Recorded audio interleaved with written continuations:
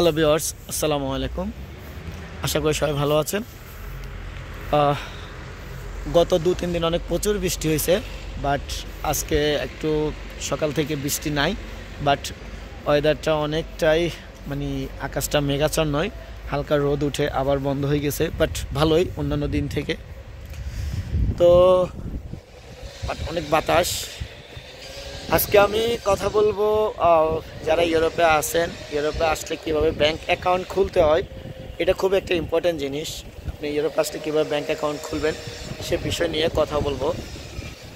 তো যারা ইউরোপে থাকেন, ইউরোপে যারা লিগেলি কোনো কোম্পানিতে জব করেন, লিগেলভাবে থাকেন, ওই দেশের রেসিডেন্ট কার্ড আছে অথবা লিগেলি কাজ করতেছেন কোনো ওই দেশের কোম্পানিতে, তাদের মাস শেষে স্যালারি কিন্তু ক্যাশ দেয় না। আর ইউরোপে নর্মালি স্যালারি কিন্তু লিগেলি জব করলে স্যালারি ক্যাশ দেয় না, আপনার অ্যাকাউন্টেই দিবে।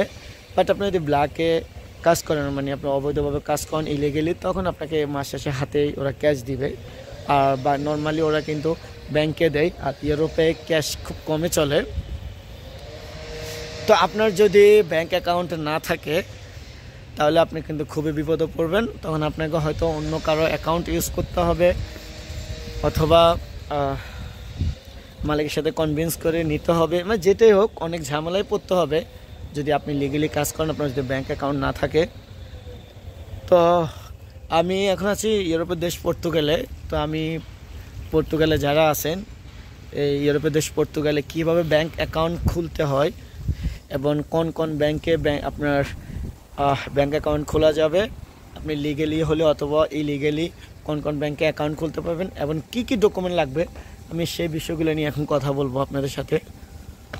তো যারা পর্তুগালে আছেন, আপনারা পর্তুগালে ব্যাংক অ্যাকাউন্ট খুলতে হলে অনেক ধরনের ব্যাংক আছে, যেমন নব ব্যাংক আছে, ব্যাংকো বিপিআই আছে, ব্যাংকো সিটিটি আছে, মিলেনিয়াম ব্যাংক আছে, অ্যাক্টিভ ব্যাংক আছে, তারপরে সান্তান্দার, আবার ইউরোবিক, অনেকগুলো ব্যাংকে আছে, ব্যাংকো ইনভেস্ট, তারপরে ব্যাংকো দি পর্তুগাল, এরকম অনেক ব্যাংক আছে পর্তুগালে। আপনি চাইলে যে কোনো ব্যাংকে গিয়ে অ্যাকাউন্ট খুলতে পারবেন। যদি আপনি লিগেল হন তাহলে আপনি সব ব্যাংকে অ্যাকাউন্ট খুলতে পারবেন। আপনার হয়তো দুই একটা ব্যাংক ডিফারেন্ট। এছাড়া আপনি লিগেলি থাকলে, আপনার যদি টিএসসি থাকে, পর্তুগালের লিগেল কার্ড থাকে, বসবাসের অনুমতিপত্র থাকে, তাইলে আপনি সব ব্যাংকে গিয়ে অ্যাকাউন্ট খুলতে পারবেন ইজিলি। তো যদি যাদের টিএসসি আছে ওই ক্ষেত্রে পারবেন। আর ওই ক্ষেত্রে কি কি ডকুমেন্ট লাগবে আপনার ব্যাংক অ্যাকাউন্ট খুলতে, যারা লিগেলি আছেন, তো আপনার লাগবে ওই ক্ষেত্রে পাসপোর্ট লাগবে, টিআরসি লাগবে, তারপরে আপনার জব কন্ট্রাক্ট লাগবে, বাসার, তারপরে জুনতা, যেটা বাসা কন্ট্রাক্ট পেপার, যেটাকে জুনতা বলে পর্তুগিজ ভাষায়, সে জুনতা লাগবে। তারপরে আপনার finance paper, social paper, news paper, এগুলো লাগবে। তারপরে আপনার স্যালারি স্লিপ লাগবে। এই ডকুমেন্টগুলো দিয়ে আপনি কিন্তু চাইলে ইজিলি পর্তুগালের যে কোনো ব্যাংকে গিয়ে অ্যাকাউন্ট খুলতে পারবেন ইজিলি, অ্যাপয়েন্টমেন্ট নিয়ে। আর গেলে যে আপনাকে খুলে দেবে বিষয়টা এমন না।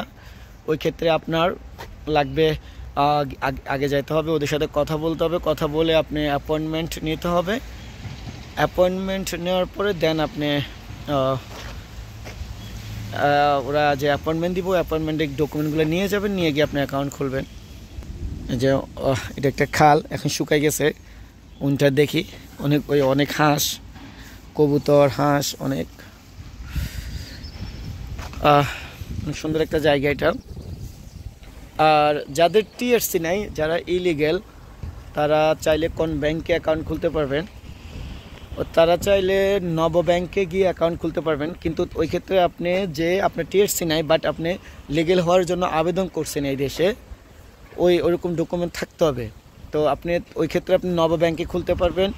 তারপরে বিপিআই আছে একটা ব্যাংক, ওই ব্যাংকে গিয়ে খুলতে পারবেন। কারণ আমার পরিচিত অনেকে অনেক ব্রাঞ্চে গিয়ে খুলছে বিপিআই। মিলেনিয়ামও আমার জানার মতো 2-1 খুলছে, কিন্তু বাট ওইটা তো খোলা যায় না সচরাচর, 2-1 ব্যাংক অ্যালাউ করে। আপনার যদি টিআরসি কার্ড না থাকে ওই ক্ষেত্রে আপনি খুলতে পারবেন। তারপরে অ্যাক্টিভ ব্যাংকে ট্রাই করা যায়, সান্তান্দার ব্যাংক, এছাড়াও অন্যগুলো তো খোলা যায় না, 2-3টা ব্যাংকে খোলা যায়। নব ব্যাংকে আমি জানি, আমি নিজেও যখন আমার কার্ড ছিল না, আমি এসব ডকুমেন্টগুলো নিয়ে গিয়ে আমি খুলতে পারছি, আমার ওরা খুলে দিছে। তো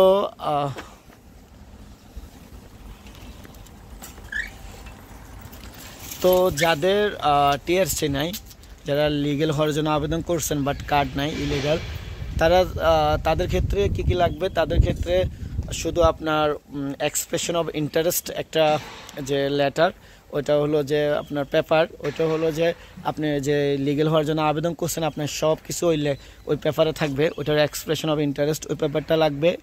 তারপরে পাসপোর্ট লাগবে, পাসপোর্টের পরে আপনার জুনতা লাগবে, বাসার যে কন্ট্রাক্ট পেপার। তারপর ওয়ার্ক পারমিট লাগবে, স্যালারি স্লিপ, নিপ পেপার মানে যেটা ফিনান্স পেপার এদেশের, পর্তুগালের। তারপরে সোশ্যাল পেপার সেম এদেশের যে সোশ্যাল পেপার, এগুলো লাগবে।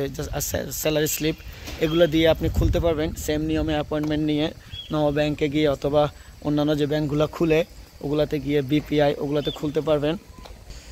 তো আমরা যারা বাংলাদেশি আছি অন্যান্য, ওরা বেশি কিন্তু নব ব্যাংক, মিলেনিয়াম ব্যাংক এসব ব্যাংকে ইউজ করে বেশি। আর একটা আছে অ্যাক্টিভ ব্যাংক, অ্যাক্টিভ ব্যাংকে আমি শুনলাম চার্জ কাটে না, এই জন্য অ্যাক্টিভ ব্যাংকও অনেকে ইউজ করে। তো বেশিরভাগই নব ব্যাংক, তারপরে নব ব্যাংকের পরে হলো যে আপনার ওই মিলেনিয়াম, এগুলোই বেশি ইউজ করে। আর পর্তুগিজরা বেশি আমি দেখছি কাইসা দি জেরাল এরকম কিছু একটা ব্যাংক আছে, কাইসা দি জেরাল ডিপোজিট, এই ব্যাংকটা বেশি দেশের বুড়িরা, মানে বয়স্ক যে বুড়িরা তারা ইউজ করে। আমি যে সুপার মার্কেটে জব করি ওইখানে ওরা আসে, তখন আমি দেখি বেশিরভাগ ওরা এই কার্ডটা ইউজ করে। এ হলো যারা ইউরোপে থাকেন কিভাবে, মানে ইউরোপের দেশ পর্তুগালে থাকেন, তারা কিভাবে ব্যাংক অ্যাকাউন্ট খুলতে পারবেন, কি কি ডকুমেন্ট লাগবে, এগুলা ভিডিওটা দেখলে আশা করি বুঝতে পারবেন। আর কোনো কিছু জানা থাকলে ভিডিওর কমেন্ট সেকশনে কমেন্ট করবেন, আমি উত্তর দেওয়ার ট্রাই করব। তো সবাই ভালো থাকবেন, আজ এ পর্যন্ত, আসসালামু আলাইকুম।